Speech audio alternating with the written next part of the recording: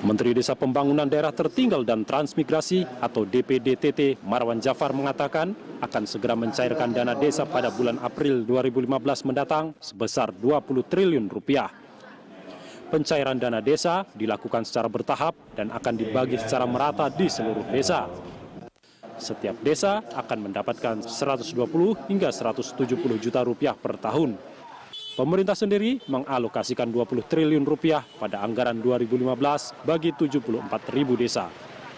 Insentif anggaran desa itu diharapkan mampu dikelola secara transparan dan tepat sasaran untuk menunjang perekonomian di desa. Marwan menegaskan semua penggunaan dana desa akan dilakukan audit langsung Badan Pemeriksa Keuangan atau BPK. Marwan juga mengimbau para kepala desa agar menggunakannya secara terukur, terarah, serta dapat dipertanggungjawabkan. Lalu, sejauh mana Kementerian DPDDT memonitor penggunaan anggaran tersebut bisa terserap dengan baik? Apakah pemerintah desa dapat mengoptimalkan dana desa untuk pembangunan dan pemberdayaan ekonomi warga desa? Bagaimana mengecek dan mengevaluasi kesiapan masing-masing daerah sebelum mendapatkan dana desa? Ya, pemirsa, untuk membahas cairnya dana desa itu telah hadir PLT Dirjen Pembangunan dan Pemberdayaan Masyarakat Desa Bapak Suprayoga Hadi dan Ketua Relawan Pemberdayaan Desa Nusantara Bapak Suryo Koco Suryo Putro. Selamat pagi Bapak-Bapak. Kita ke Pak Yoga terlebih dahulu. Pak Yoga, faktanya adalah desa itu tidak pernah mendapatkan dana sebesar ini. Apakah desa benar-benar sudah siap dengan program ini, Pak? Insya Allah desa siap ya sebetulnya dalam konteks ini. Karena begini, kita juga nggak bisa melihat bahwa ini dana yang besar langsung ya. Tapi kalau dilihat di beberapa daerah yang kaya contohnya adalah seperti Kota Kartanegara umpamanya. Itu dana ADD-nya umpamanya, alokasi dana desa dari kabupaten itu jauh lebih besar dari dana desa yang dari APBN ini contohnya. Jadi di beberapa tempat ini bukan merupakan dana yang besar. Walaupun nanti kita akan secara bertahap menjadi yang lebih besar. Karena itu pada tahun awal ini memang kita akan alokasikan tadi mungkin sedikit koreksi antara 250 sampai 250 juta per desa. Walaupun targetnya di dalam undang-undang sampai 1 sampai 1,4 miliar per desa. Makanya kita berikan secara incremental bertahap dalam hal ini. Karena kesiapan takutnya kalau tiba-tiba 1 miliar kan bingung mau diapain uangnya gitu. Apa namanya dalam pengelolaannya, karena sistem juga belum siap. Karena itu kita memang sepakat dengan Kementerian Keuangan dan juga dengan DPR. Oke, kita alokasikan sebesar 20 triliun dulu, walaupun sebetulnya idealnya adalah sekitar hampir 70 triliun.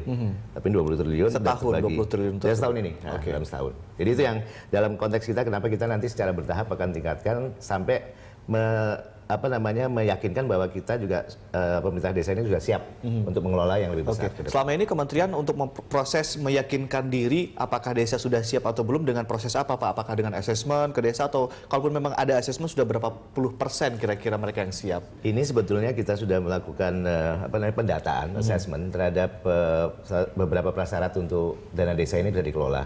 Pertama adalah yang namanya RPJMDes, Rencana Pembangunan Jangka Menengah Desa.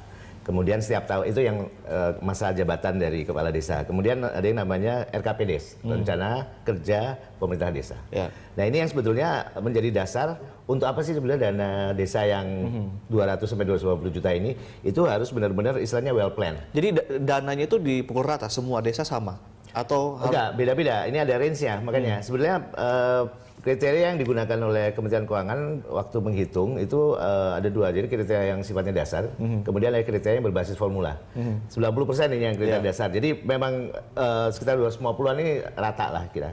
Tapi ada penambahan di beberapa daerah yang menggunakan 4 kriteria tambahan formula. Jumlah penduduk, luas wilayah, kemudian tingkat kemiskinan, dan satu lagi adalah indeks kesulitan geografis. Jadi ada daerah-daerah yang di pulau-pulau, di gunung-gunung segala macam itu akan mendapatkan tambahan yang lebih berbeda dengan yang aksesibilitasnya lebih memungkinkan.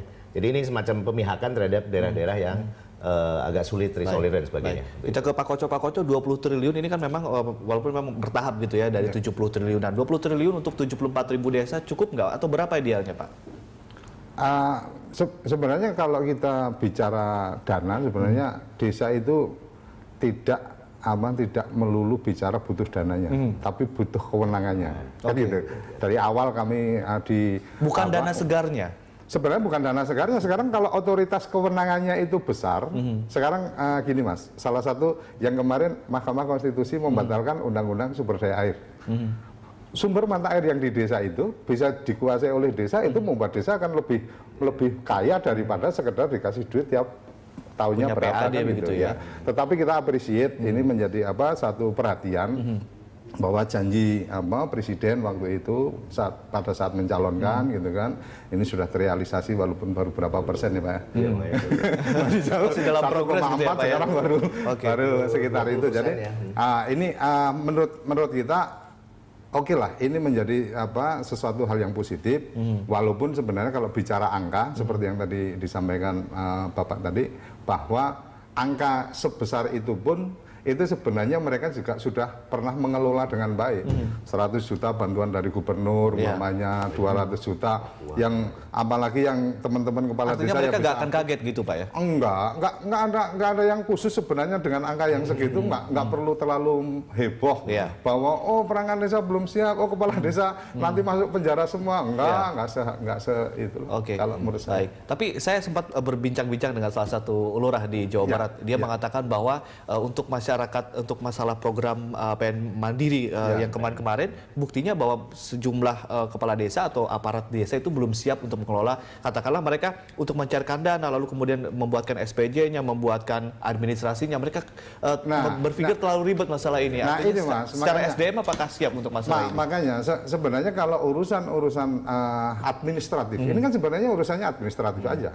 Kalau urusan administratif sebenarnya apa yang disampaikan oleh Pak Menteri pada saat itu tentang bagaimana desa online dan seterusnya, apa susahnya sih ketika kemudian guidance online-nya sudah ada, mereka tinggal isi, atau mungkin ada sistem yang sudah disiapkan oleh Kementerian Desa bekerja sama dengan Kominfo, kemudian itu CD, dalam bentuk CD tinggal diinstal di komputer masing-masing, format pengisiannya ada caranya, ada manual booknya, udah selesai. Artinya panduan sudah lengkap ya Pak ya, lewat online seperti yang dibilang oleh Pak Koco ini? Kita sedang siapkan, karena ini bagaimanapun ini kan masa awal ini, terutama Kementerian Keuangan ya, ini untuk akuntabilitas pengelolaan dari dana desa ini. Kemudian minggu depan kita akan melakukan sosialisasi bersama ini.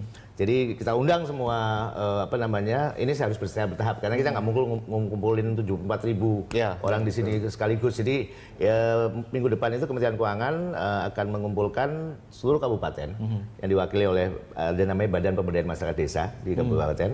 Dan itu sistem itu nanti akan kita sampaikan. Dan itu disusun bersama. Jadi antara Kementerian Keuangan, Kementerian Dalam Negeri dan Kementerian Desa. Jadi seperti contohnya adalah dalam kaitan dengan pengelolaan dana itu kan lebih banyak nanti dari sisi aparat dalam hal ini. Sementara dalam konteks penggunaan yang berbasis pada tadi RKP namanya, Rencana Kerja Pemerintahan Desa, yang nanti menjadi APBDes, itu kan kita ada rinciannya untuk apa aja sih bolehnya. Walaupun sifatnya adalah ini semacam guidance saja. Jadi tidak dalam konsep 100% harus diikuti, tapi ini semacam satu acuan. Daripada dia gunakan untuk ini, lebih baik untuk ini. Prioritas, makanya kita gunakan prioritas untuk masalah distribusi dana nih Pak, bagaimana Pak sistemnya? Apakah lewat transfer atau siapa dari mana ke mana, mungkin masyarakat juga perlu tahu nih Pak. Ini sebetulnya nih istilahnya dana terjun langsung ini. Dari pusat. Itu pakai langsung, iya makanya benar. Tapi tetap pakai jaring pengaman, yaitu di kabupaten. Kita nggak langsung ke desa. Jadi ada dari namanya rekening kas umum negara dari Menteri Keuangan melalui Dirjen Perimbangan Keuangan, kemudian langsung ke RKUD namanya, rekening kas umum daerah. Daerah ini dalam hal kabupaten. Kemudian di situ cuma transit, istilahnya cuma tercatat aja, paling lama 2 minggu. Itu harus dibelanjakan melalui alokasi langsung ke rekening kas desa. Sistem pengawasannya gimana Pak? Kan tadi dikatakan bahwa katanya BPK langsung mengaudit begitu, tapi untuk pengawasan sendiri kan berjenjang ke bawah gitu. Kalau BPK sendirian kayaknya agak-agak sulit. Nggak cuma BPK loh ini, kalau namanya APBN itu semuanya juga berhak, ya BPKP, ya termasuk KPK. KPK seperti contohnya kemarin sedang juga melakukan konsolidasi dengan kementerian kami, Kementerian Keuangan, Kementerian Dalam Negeri untuk menyiapkan sistem itu. Jadi ini masalah LKPP contohnya, Lembaga Pengadaan Barang dan Jasa itu ya, pemerintah. Karena ini dana APBN, maka semuanya sistem APBN yang akan diberlakukan. Makanya kita khawatirkan memang, walaupun Pak Koco tadi sempat sampaikan ada semacam satu hal yang kita lihat ini berdasarkan kewenangan kan, manifold function. Jadi memang uang ini memang tidak bisa sekedar kita turunkan, tanpa melihat fungsi ataupun kewenangan yang ada. Nah ini yang kita sekarang juga sedang tata. Soalnya kita kan barusan juga mengeluarkan Permen Desa nomor 1 tahun 2015 kira-kira 2 bulan yang lalu dan itu baru melakukan rekognisi lah, semacam pengakuan lah terhadap hak asal usul, hak lokal berskala desa dan sebagainya. Itu yang sebenarnya eligible untuk didanai oleh dana desa. Jadi ini dana istilahnya apa ya, dulu kita bilang dengan block grant istilahnya. Block grant langsung ini. Jadi tidak spesifik grant. Kalau spesifik grant itu ada string attached gitu ya. Kita yang masih ngatur. Tapi kalau ini adalah benar-benar diatur oleh makanya dibilang dana yang terjun langsung begitu ya. Oke Pak Koco, ini rawan korupsi nggak sih? Atau ada yang bilang katanya begini, korupsi sekarang justru akan beralih di desa, tidak hanya di elit saja. Itu betul nggak dengan program ini Pak? Jadi gini, korupsi itu kan ada beberapa hal nih. Bicara tentang penyalahgunaan wewenang, bicara kemudian ada yang lain adalah kesalahan pengalokasian, kesalahan penggunaan. Kita tidak menjadi lebih kaya, tetapi hanya karena salah pelaporan bisa dianggap salah korupsi. Administrasi tadi yang tadi. Salah administrasi. Makanya kalau bicara lawan korupsi, menurut saya dalam konteks pengawasan masyarakat, di tingkat desa itu lebih terawasi oleh masyarakat secara langsung daripada level di atas desa. Bicara kabupaten, kita nggak pernah tahu nih bagaimana dana itu digunakan untuk apa, jalan ini besaran dananya berapa, kontraktornya siapa. Kalau di tingkat desa jarum jatuh aja ketahuan, oh Pak Kades beli mobil baru aja ketahuan. Pak Kadesnya kawin lagi. Nah, Pak Kadesnya jalan-jalan kemana ketahuan. Jadi menurut saya kalau bicara rawan korupsi, tingkat kerawanannya mungkin menurut saya menjadi lebih kecil di desa karena pengawasan melekat masyarakat yang pasti akan terjadi. Saya yakin ketika masyarakat tahu ada duit masuk ke desa, itu mereka akan dengan mata yang tajam mengawasi ini digunakan untuk apa. Apalagi tadi disampaikan kita bicara RPJM, kita bicara RKP. Dalam proses itu ada musyawarah desa. Dalam musyawarah desa tidak seperti dulu Pak. Musyawarah desa dulu itu cukup dengan BPD sama pemerintah desa. Konspirasi kalau di tingkat nasional DPR sama pemerintah, DPRD sama pemerintah daerah. Sekarang kalau bicara desa Mas, musyawarah desa itu dalam beberapa hal harus melibatkan masyarakat secara langsung. Kelompok-kelompok masyarakat, tapi kelompok artinya petani. bancakan dana di level desa juga dimungkinkan kan kalau memang kita bicara masalah konspirasi tadi Anda bilang. Ya kalau mau bersepakat semua akan menggunakan ini untuk kemudian kemanfaatan pribadi masing-masing ya sangat bisa di level manapun. Tetapi bahwa kemudian apakah kita juga sudah sangat tidak percaya dengan masyarakat kita bahwa mereka ingin jadi lebih baik? Saya yakin enggak. Ini kan hampir sama seperti ini yang menjadi tugas berat sebenarnya menurut saya untuk Kementerian Desa adalah bagaimana kita memberikan pemahaman atau memberikan satu kesadaran kepada masyarakat bahwa kepada pemerintah desa juga bahwa ini duit ini ibarat kata duit warisan. Apakah orang yang terima warisan ini akan menjadi lebih kaya atau hanya dia akan jadi konsumtif dan pada saatnya dia tetap miskin. Nah ini butuh entrepreneur government. Bagaimana pemerintah yang berpikir maju bahwa ada cadangan dana yang diinvestasikan Badan Usaha Milik Desa dan seterusnya. Pak Koco dan juga Pak Yoga, ini kan keberhasilan program ini tentunya bukan hanya keberhasilan ketika menggelontorkan dana saja, tapi kemudian bagaimana dana ini bisa dimanfaatkan sebaik mungkin oleh desa. Nanti kita akan membahasnya setelah jeda yang satu ini. Dan pemirsa tetaplah bersama kami, Dialog Jurnal Pagi akan segera kembali.